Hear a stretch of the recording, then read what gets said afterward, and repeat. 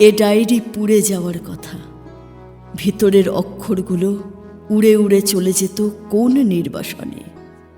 তবু আজ এতগুলো বিক্ষত রণক্ষেত্র পেরিয়ে সে যে বেঁচে আছে, বেঁচে আছে, ভেসে আছে তার বুকে অজস্র অক্ষরের মায়া ও প্রতিভা, যা আমার বীজতলা, যেখানে উৎসারিত সরস্বতীর প্লাবন।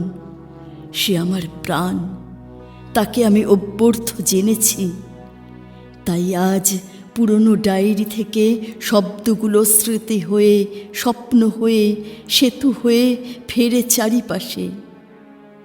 আবৃত্তি করি না আমি, শুধু বলি জীবনের সমূহ বিশ্বাস। মাঝে মাঝে হই হতাশ্বাস, তবু প্রিয়, সবই এই আনন্দের ভগ্নাংশ, যা তোমাকে দিতে চাই কুড়িয়ে বাড়িয়ে।